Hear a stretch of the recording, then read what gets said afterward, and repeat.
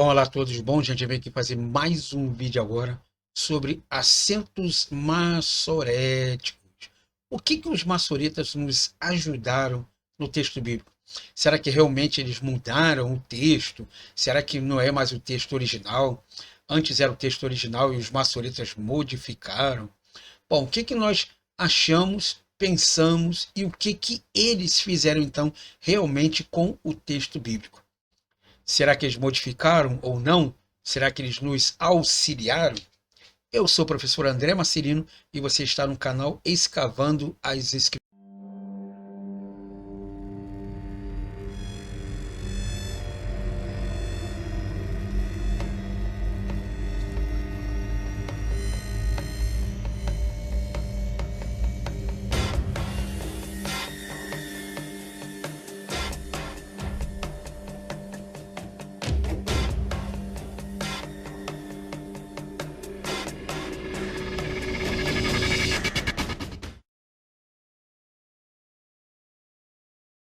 Bom, então, nós temos aqui o texto impresso hoje, da Bíblia Hebraica Stuttgartensia, tá bom?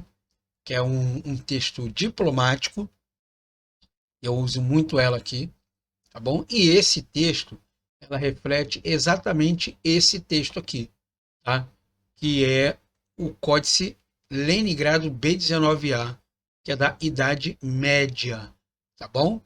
Então, esse texto aqui é aquele texto idêntico como está aqui.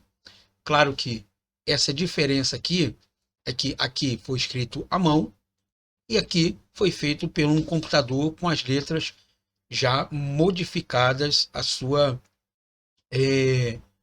como é que eu vou dizer para você assim, a sua forma de escrita, tá? Essa daqui se chama-se escrita quadrática, tá bom? Por quê? Porque se você fizer um quadradinho aqui, ela dá certinho dentro de um quadrado. Por isso que é chamado de quadrática. Aqui nós temos a primeira palavra, brechite, mas por que eu sei que isso aqui é brechite? Porque no vídeo anterior, tá bom? Você tem aqui a mesma palavra agora, ok? É só você dar uma pausa no vídeo e ver que esse aqui é igual a esse igual a esse aqui, e assim sucessivamente. Então nós temos a palavra Gênesis, tá? Que vem de Gênesis, do latim, vem de Genal, do texto grego, que quer dizer criação, início, alguma coisa, tá bom? Nós temos aqui, entre parênteses aqui, o Aleph. O Aleph é a primeira letra do alfabeto hebraico. Então, está dizendo aqui que é o primeiro livro ou o primeiro texto, tá bom? O número 1 aqui está dizendo que é o primeiro capítulo, por isso que ele está grande, ok? E um aqui pequeno, ele determina que é o primeiro verso, tá bom? O primeiro verso, ok?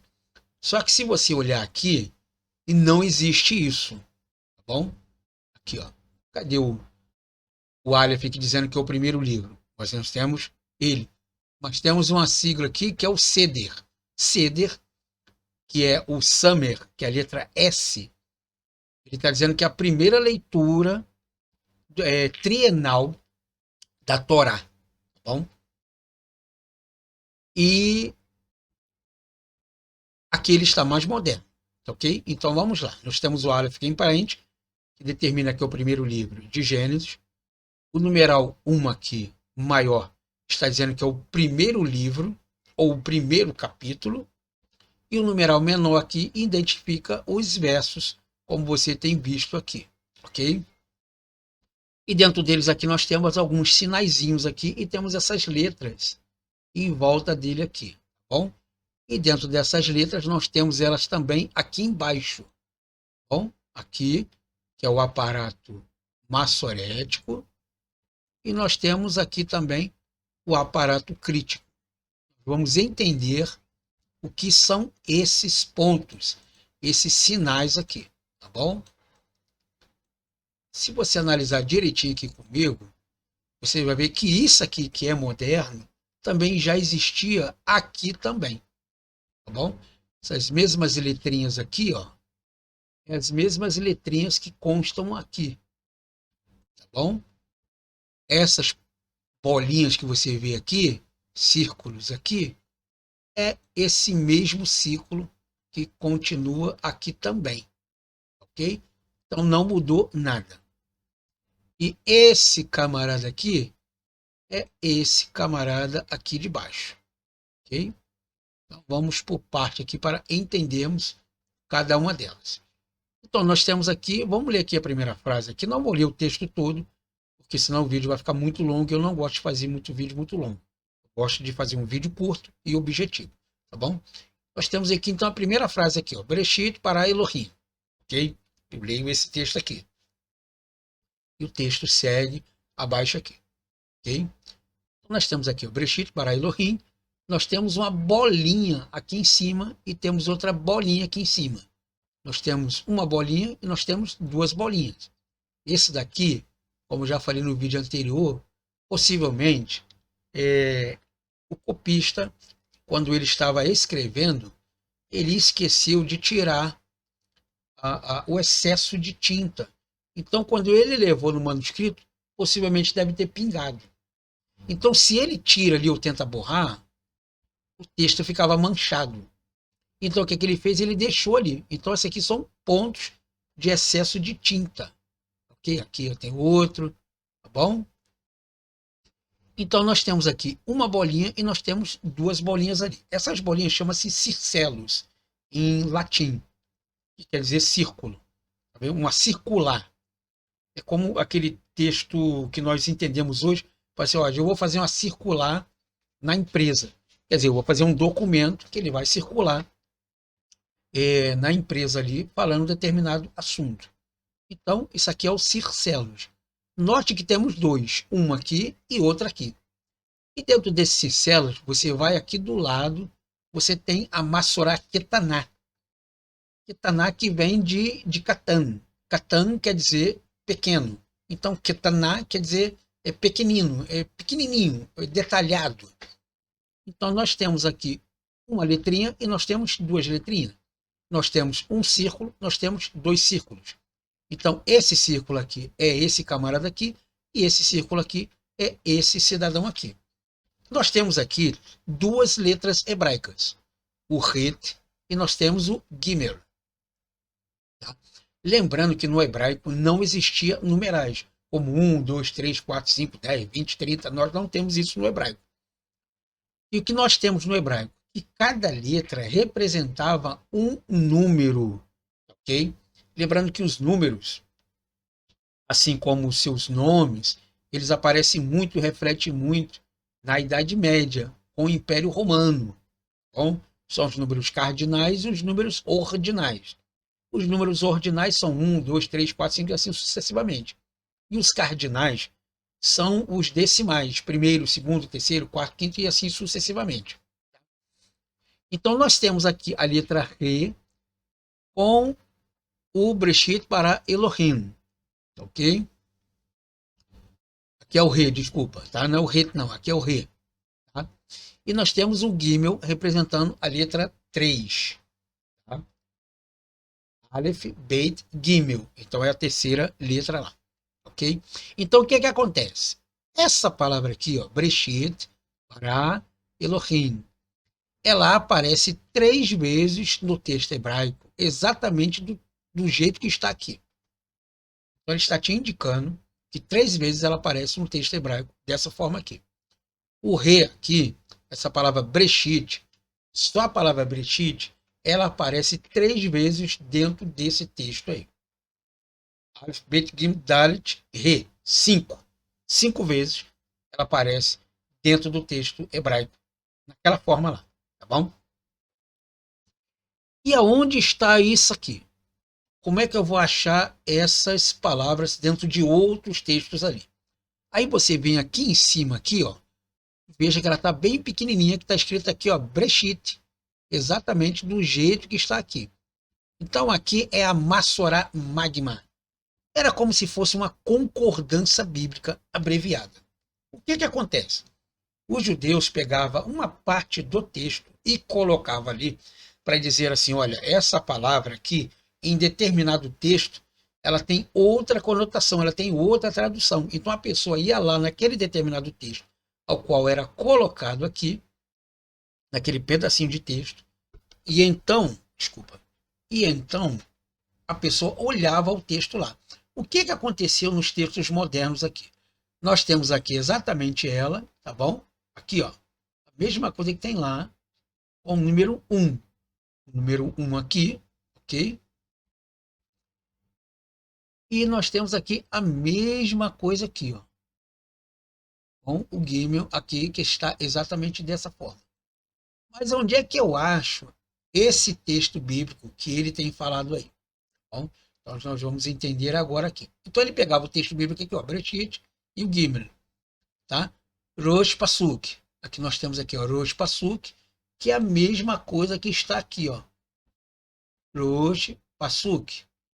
O que é Rosh Pasuk? Rosh quer dizer cabeça, início, que vem aqui de, se você tirar o beit aqui, que é a preposição do afixo, nós temos aqui a palavra Rosh. Rosh quer dizer cabeça.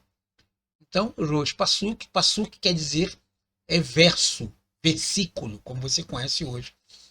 Então, ela está dizendo que 3 vezes ela aparece no início do versículo. E o texto está exatamente aqui, ó, Bereshit para Elohim, nós temos um outro texto aqui também que seria Bereshit, um outro texto com ponto aqui, e nós temos outro texto aqui também, ok? Com 2 pontinhos final aqui. Então, esse Gimel diz que 3 vezes esse texto aparece, 3 vezes essa frase aparece no texto bíblico hebraico, tá bom? Nós temos aqui, ó, nós temos aqui, ó, o 2 com um ponto, e nós temos aqui o 3. Mas aonde se encontra essas palavras? É só você traduzir o texto aqui, ó. Eu vou traduzir um para você ver aqui, ó. Bereshit para Elohim. Uma delas aparece aqui, ó. Bereshit para Elohim, que é Gênesis capítulo 1, verso de número 1. Aqui você tem outro texto aqui e aqui você tem outro texto. É só você traduzir aqui e você pegar uma concordância bíblica, que no caso aqui vai ser hebraica, e ver aonde está esse texto. Então, o que que aconteceu? Em 1929, Gerhard Kittel, tá bom? Que é um estudioso alemão, ele então classificou esses textos aqui, ao invés de pegar essas pequenas frases, ele então nominou dessa forma aqui, ó. Nós temos aqui, ó, Rosh Pasuk, tá bom? Aqui o Gimel 3 vezes aparece, e você vai ver aqui agora no texto moderno, aonde ela se encontra. Aqui, ó, capítulo 1, versículo de número 1, Massorah Magma 1. Aonde está essa Massorah Magma 1? A Massorah Magma 1, ela está exatamente aqui, ó, que é a Massorah Gedolah, lista de códices, tá bom? Que Gerhard Eil, ele fez separado, que é o tomo 1 da Bíblia Hebraica Stuttgartense. Então, nós temos aqui a palavra Bereshit, tá? Nós temos o termo Gimel e Rosh Pasuk. Interessante que Bereshit com Gimel, Rosh Pasuk. É exatamente o que está aqui, ó. Bereshit com Gimel, Rosh Pasuk. Nós temos aqui um texto mais moderno, a mesma coisa aqui, ó. O Gimel, Rosh Pasuk. Ok? Aí o que que ele fez? Ele nomeou aqui a Massorah Magma número 1. E nesse documento aqui, ele botou aqui, ó, um número 1, Bereshit, que é exatamente o que está aqui, ó. Olha que interessante. Bereshit é o mesmo que está aqui, ó. Bereshit. O 1 refere-se exatamente a esse camarada aqui, ó. Número 1. Massorah Magma 1. Do verso 1. Então você vai lá na Massorah Gedolah e vê as 3 ocorrências que se encontra lá. Bereshit bara Elohim, que é exatamente o que está aqui, ó. Bereshit bara Elohim. Nós temos o termo em Jeremias 26:1, que está aqui, ó. Mamilkot Yerskin, que é exatamente o que está aqui, ó. Mamilkot, Maelkin. E se você pegar aqui, você vai ver outra referência também, que se encontra exatamente aqui também. Então, as três ocorrências que ele diz que se encontra aqui, no Gimel, e as três ocorrências aqui, está exatamente aqui, ó, a primeira, a segunda e a terceira. O que está acontecendo aqui? Aqui ele colocou por extenso um pedacinho do texto aonde se encontra essas referências aqui. A Massorá Guedoá, então, fez a referência das três ali, acompanhando exatamente o Códice Leningrado. Do jeito que está descrito aqui, é do jeito que está descrito aqui. Então, Gerhard Eid, desculpa, ao invés de colocar isso aqui por extenso e ficar um volume muito grande, o que ele fez? Ele pegou e colocou Massorá Magma 1, o Massorá maior, Gedolá, né? E colocou a referência aqui, ó. Gênesis capítulo 1, verso 1, Jeremias capítulo 26, verso 1 e Jeremias capítulo 27, verso de número 1, tá? Além dele descrever o pedaço do versículo, ele colocou aonde se encontra ali para você. Por exemplo, você vai para Breshit Bara Elohim, onde é que está isso? Pô, não lembro onde é que está isso aqui. Está lá em Gênesis capítulo 1, verso de número 1. Então, esse é o trabalho dos maçoretas. Foi isso que os maçoretas fizeram. Eles facilitaram o texto para, ao invés de você procurar essa frase aqui, ou você colocar hoje no Google, ele já te dá a referência de onde se encontra ela. Então, foi um trabalho muito interessante. Cansativo, chato, porque é chato, tá bom? E meticuloso, tá ok? Então, essa aqui é chamada de Massorá Magma ou Massorá Maior. Em hebraico é Massorá Gedolá, Gadol, quer dizer maior. Bom? Só que nas Bíblias modernas hoje nós temos esse aqui que é o chamado aparato crítico. O que é o aparato crítico? É exatamente o que está nesse texto aqui, mas não está nesse texto aqui. Por quê? Porque esse texto aqui ele reflete um texto único. Então, se é um texto hebraico, ele continuou sendo um texto hebraico desde quando foi escrito até os dias de hoje. Então, tem um padrão ali. Nas Bíblias modernas hoje, nós temos o que nós chamamos de aparato crítico, que nós demonstramos como o texto se desenvolveu através dos séculos e através de outras línguas também e outras traduções. Tá bom? Ela reflete esse mesmo texto aqui, só que com mais informações. Nós temos a Massorá Magma, nós temos a Massorá Parva e nós temos o aparato crítico. No Códice Leningrado nós temos a Massorá Magma e a Massorá Parva. Somente isso. Ou seja, o comentário dos versículos, aqui é omissão de palavras, correção de letras, palavras que foram omitidas ou não. E nesse caso aqui, ele diz como o texto se desenvolveu através dos séculos. Em outras traduções, como é que a Peshitta traduz isso aqui? Como é que a Vulgata traduz dessa forma? Será que há uma contradição ou não há? Então os textos foram pontuados dessa forma. Então você vê aqui exatamente os circelos, como nós falamos, e mais uma letrinha embaixo do lado dela aqui. Aqui no caso seria a letra A. Então ele está dizendo para mim que tem uma nota lá embaixo, tá? Que através do século essa palavra aqui ela foi diferente em alguns lugares. Bom, nós temos outra letra A aqui também, nós temos outra letra A aqui. Já já nós vamos saber o que isso significa, tá bom? Então, você tem Gênesis capítulo 1, do verso de número 1, o primeiro livro aqui. Então, você tem a primeira letra aqui, que é a letra A. Então, você vai aqui embaixo e vê capítulo 1, versículo 1, letrinha A. Capítulo 1, versículo 1, letrinha A. Palavra Breshit. Esta palavra aqui, ele está dizendo para mim que Orígenes, no seu texto grego, traduz a palavra como Breshit. Não é mais Breshit. Ele é Breshit. Por quê? Porque o shi, ela não existe na língua grega. Ele tem somente a letra S. Bom? Então aqui já não se lê Breshit, se lê Breshit, tá bom? A Velarde, que foi a base para a tradução hebraica, no caso aqui agora está sendo vertida para o grego, em alguns textos gregos, ela traduz a palavra Bareset,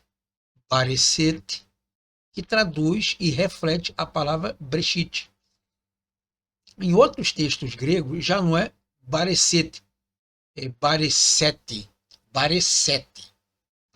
O Pentateuco samaritano traduz ela como Barashit. Então veja que a palavra Breshit aqui, como ela foi sendo desenvolvida a língua através dos séculos, Origem traduz ela como Breshit, porque ele diz que essa pronúncia Bereshit ela não existe dentro da língua grega. A Velarde traduz a palavra Bareset. E outros textos traz a expressão Baresete. E temos o texto samaritano Barashit. Tá? Então você vê que a língua, desenvolvendo através dos séculos ali, ela muda exatamente a sua pronúncia. Mas o texto é o mesmo? Sim. A mesma tradução? Corretamente. Só que a forma linguística que muda ela totalmente aqui. Tá bom? Então você vê que o texto hebraico aqui, ele manteve esse cuidado de manter essa tradução. Como aqui está sendo traduzido do hebraico para o hebraico, então os maçoretas mantiveram o mesmo padrão de escrita, tá bom? Como nesse caso aqui, através da língua foram se desenvolvendo outros textos, tá bom? Então ele foi colocando essas informações aqui embaixo, tá bom? Então esse é o texto que eu queria trazer para vocês e é essa aula que eu queria informar para vocês também. Espero que você tenha gostado desse vídeo. Muito obrigado por ter ficado comigo até aqui. Se tiver alguma dúvida, alguma sugestão, se você necessita de algum material, você coloque aqui no chat uma maneira mais fácil de eu encontrar você ali, para que eu possa enviar para você gratuitamente, como eu sempre falo em todos os meus vídeos. Tá bom? Muito obrigado pela atenção, espero que você tenha gostado e nos vemos então na próxima aula.